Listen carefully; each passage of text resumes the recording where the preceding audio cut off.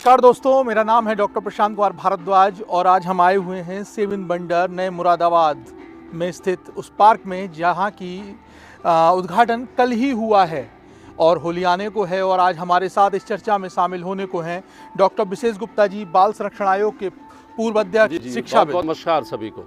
और हमारे साथ इस चर्चा में शामिल होंगे डॉक्टर अनुज अग्रवाल जी, जो अभी राज्यपाल पुरस्कार को प्राप्त कर चुके हैं, और एक और शिक्षाविद जिनको गौतम सिंह जी के नाम से आप जानते हैं, जो प्राथमिक में हेडमास्टर के पद पर कार्यरत हैं, एआरपी रहे हैं पूर्व में।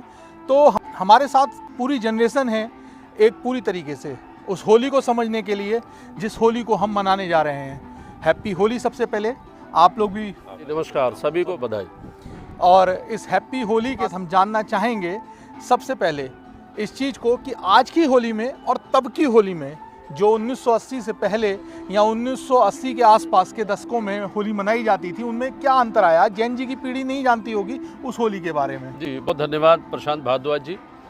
सबसे पहले मैं कल प्रारंभ हो रही रंगों के उत्सव होली की बहुत बधाई प्रदेशवासियों को भी और शहरवासियों को भी, आप सबको होली की बधाई देता हूँ। होली चूँकि इस बार कुछ नया रूप रंग लेकर आई है, क्योंकि कई प्रकार के चर्चाएँ हैं कि कल होली होगी, रात को होली का दहन होगा, 3 को ग्रहण होगा, 4 को फिर रंग की होली मनाई जाएगी। लेकिन होली तो होली होती है। चारों तरफ आप देख रहे हैं कि एकदम ऐसा उबाल, आपको रंग भी मिलेंगे, पिचकारी भी मिलेंगी। लेकिन जब कभी भी होली के सामूहिक रूप को हम देखते हैं तो मुझे लगता है कि शायद उसमें क्षरण हुआ है। हम ज़्यादातर गांव के लोग रहने वाले हैं और ऐसी बस्तियों के रहने वाले, ऐसे गांव के रहने वाले जहां हमने बहुत नज़दीक से लोगों को मिलते जुलते देखा है। दिन पहले से घर में गुंजियों की तैयारी हो जाती थी, चौपालों पर तमाम ऐसे हास्य और व्यंग होते थे। गांव में किसी का विवाह हुआ है या किसी को और कोई नया ऐसा कार्य हुआ तो उसको व्यंग के रूप में, उपहास के रूप में उड़ाते थे। बड़ा आनंद होता था, लोग मिलते थे। और होली चूँकि एक ऐसा त्यौहार है जिसमें वर्ष भर के विरोध भी दूर हो जाते थे और एक नई जीवन की शुरुआत हम देखते हैं कि होली पर होती थी। लेकिन आज हम देख रहे हैं कि जिस प्रकार से जनरेशन गैप बढ़ रहा है, जिस प्रकार से पीढ़ियों की रिक्तता बढ़ रही है, उससे मुझे लगता है कि कहीं ना कहीं गैप तो हुआ ही है, लेकिन अब होली केवल कुछ घंटों का त्यौहार रह गई। आप देखिए कि होली जलती है तो तब कुछ लोग आपको दिखाई देते हैं, या रंग होता है तो जल्दी इंतज़ार होता है कि किस प्रकार 10-11 बजे से 1-1:30 बजे तक समाप्त कर लें, उसके बाद लगभग होली समाप्त हो जाती है। तो होली एक ऐसा त्यौहार है जिसमें हम सभी मिलकर अपने मनोमालिन्य को दूर करते हैं अब, और एक नए संबंधों का ढांचा हमारा तैयार होता है। हम सब आपस में अपने पुनः प्रेम करते हैं, पुनः अपनी बुराइयों को दूर करते हैं। ऐसे तमाम चर्चा में रहती थी। लेकिन आज हम देख रहे हैं कि नई पीढ़ियों के बीच में इस प्रकार की रिक्तता भी हुई है और नई पीढ़ी में उबाल तो है, लेकिन वो केवल कुछ घंटों का उबाल रह गया है और आपको होली रंग के बाद आपको पता ही नहीं लगेगा कि होली आई थी कि नहीं आई थी। तो ये एक ऐसे त्यौहार भारतवर्ष में है जहाँ पर कहीं ना कहीं हमें जोड़ने वाले त्यौहार हैं, मिलाने वाले त्यौहार हैं और हमारे विरोध को ख़त्म करने वाले त्यौहार हैं, हमारी बुराइयों को दूर करने वाले त्यौहार हैं। तो मुझे लगता है कि थोड़ा काफ़ी परिवर्तन इस वर्तमान की और पुरानी पीढ़ी में आया है। मतलब उस समय रंग पक्के थे, रिश्ते पक्के थे और लोग इंतज़ार किया करते थे उस टोली का जो ढोल बजाते हुए गांव के उस दरवाजे पर आती थी, आपसे गुजियों की डिमांड करती थी, आपसे मीठे की उम्मीद लगा कर बैठती थी। लेकिन आज वो रिश्ते कहीं दूर हो रहे हैं और उनको जगह दे दी डीजे ने, रील्स ने और तमाम उन चीज़ों को, उन नादानियों को जिनको हम रंग का बुरा ना मानो होली का नाम दे देते हैं कई बार। इसका मतलब ये नहीं है कि सभी ऐसे हैं। तो आज की जो पीढ़ी है उसके लिए मैं डॉक्टर अनुज अग्रवाल जी को, कि आज जो देखते हैं वो समाज में, उसमें कहाँ क्या और अच्छा हो सकता है। होली की चूँकि है, मस्ती आ रही होगी, गुजिया बन रही होंगी और सब लोग खाएंगे, तो लेकिन उससे पहले कि आज के क्या कंटेंट है, लोग डीजे और रील पर ज़्यादा फोकस कर रहे हैं, तो उसके लिए मैं पूछना चाहता हूँ। पहले तो मैं धन्यवाद देना चाहूँगा आपको कि आपने इस बड़ी महत्वपूर्ण चर्चा में मुझे जोड़ा, और आदरणीय डॉक्टर विशेष गुप्ता सर का भी मैं आभार व्यक्त करना चाहूँगा कि बड़ी ही सारगर्भित चर्चा सर ने की। तो होली में अब हम जब बच्चे थे तो देखते थे कि मतलब 8-10 दिन पहले ही ये कार्यक्रम शुरू हो जाते थे और उसमें अब एक बहुत बड़ा परिवर्तन आया है। हमारी दादी जी थी, वो हम छोटे थे हमसे कहती थी कि अब आप गोबर ले आइए और उसका हम बरगुल्ला इस टाइप के बहुत सारी चीज़ें घर पर बनाते थे और फिर उनको हम होली का दहन वाले दिन हम उनको सब जलाते थे, सारे बच्चे मोहल्ले के इकट्ठे हो जाते थे। और मुझे अच्छे से याद आ रहा है कि मेरे पिताजी हमारे मोहल्ले से एक शोभा यात्रा निकलती थी प्रतिवर्ष, तो हमारे पिताजी जितने भी पुलिस वाले वहाँ पर आते थे, जितनी प्लाटून कमांडर्स वहाँ पर आते थे, कंपनियाँ सुरक्षा की दृष्टि से आती थी, उन सबको गुंजियाँ खिलाते थे, उन सबके अबीर गुलाल लगाते थे। और आज पूरा जो जेन जी की चर्चा हो रही है, आज वो पूरी जनरेशन जो हमारी यंग जनरेशन है वो पूरी इन सब बातों से अनभिज्ञ है।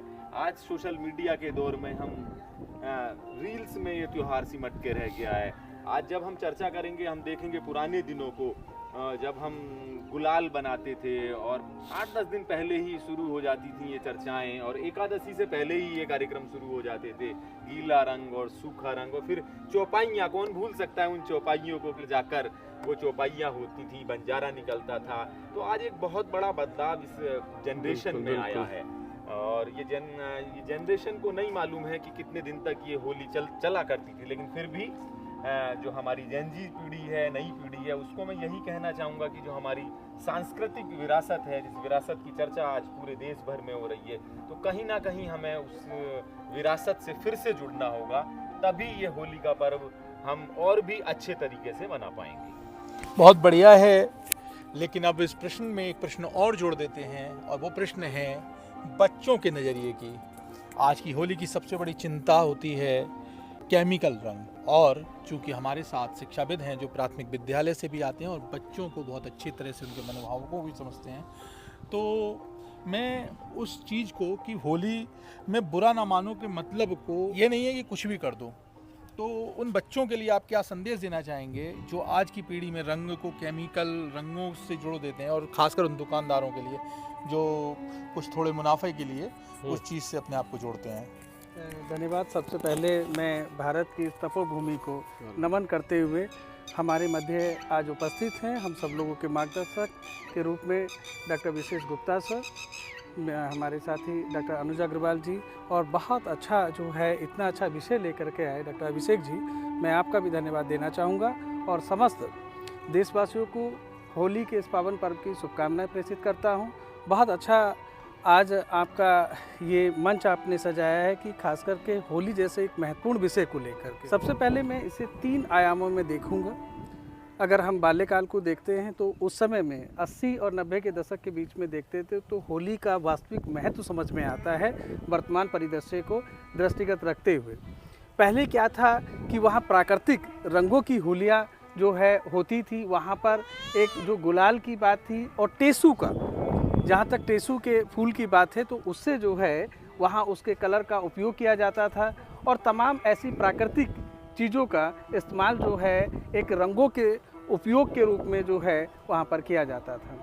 दूसरा, एक आपसी सौहार्द एवं प्रेम का जो त्यौहार है, इसमें कम से कम जो आज वर्तमान समय में अगर हम देखते हैं तो न्यूक्लियर फैमिली होने की वजह से आपसी संबंध जो उससे जो दूर हो रहा है आज का इंसान, उससे पहले क्या होता था कि दादा चाचा नाना सारे सब परिवारों को जोड़ करके, मोहल्ले पड़ोस को जोड़ करके, और तो ऐसा भी रहता था कि सब लोग एक टोली बना करके, वो 80 के दशक की बात हम करेंगे, 90 के दशक की बात करेंगे, तो सब लोगों के घरों पर व्यक्ति जाते थे, एक दूसरे से गले मिलते थे, गुलाल लगाते थे।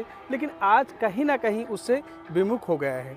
जहाँ तक मैं ऐसे व्यवसायों की बात करूँगा, ऐसे तमाम हो सकते हैं कुछ मुनाफाखोर व्यक्ति जो आज उन कोमल बच्चों के और इस तमाम ऐसे लोगों को लेकर के जो कलर में किसी प्रकार की मिलावट, केमिकल वगैरह अगर वो इस्तेमाल कर रहे हैं, मैं ऐसे लोगों की जो है निंदा करता हूं।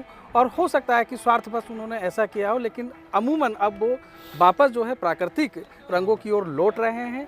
ऐसा नहीं है, आज ये भारत एक नया भारत है और इसमें इस ऐसी संस्कृति को आगे बढ़ाने के लिए होली का एक महत्वपूर्ण त्यौहार है। धन्यवाद। जी जी जी, मुझे लगता है प्रशांत जी, अगर बाजार की चर्चा होली में ना हो तो मुझे लगता है होली का वर्तमान जो परिप्रेक्ष्य है उसमें परिवर्तन के ट्रेंड हम देख नहीं पाएंगे। बिल्कुल।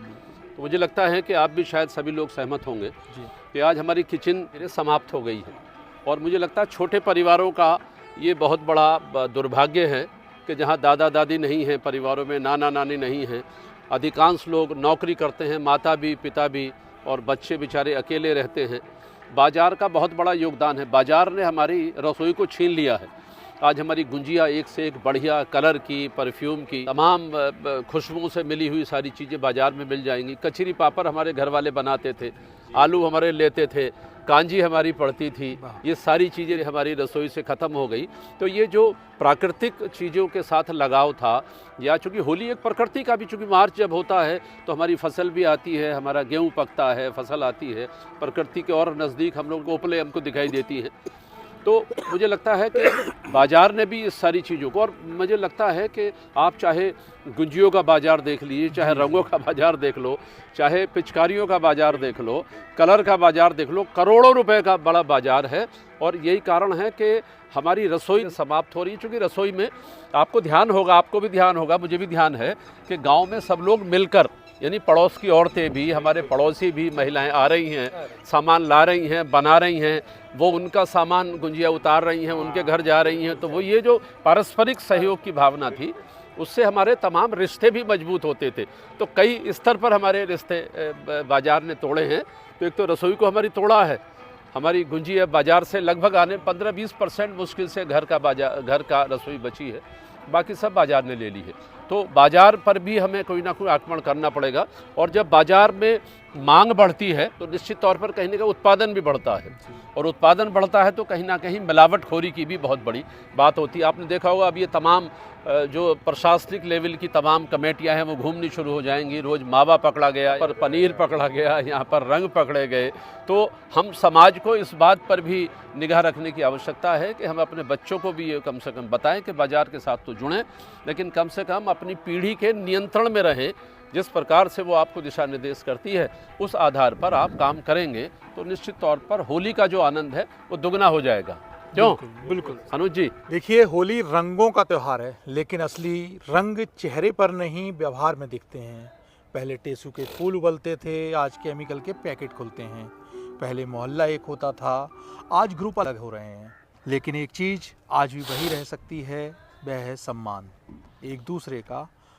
होली खेलिए पर किसी की मर्यादा जलाकर नहीं, रंग लगाइए पर रिश्ते बिगाड़ कर नहीं। इस बार होली ऐसी हो जिसे याद करके मुस्कुराहट आए। और शुभकामनाएं। बहुत धन्यवाद, बहुत बधाई, और सभी को शुभकामनाएं। बहुत बधाई।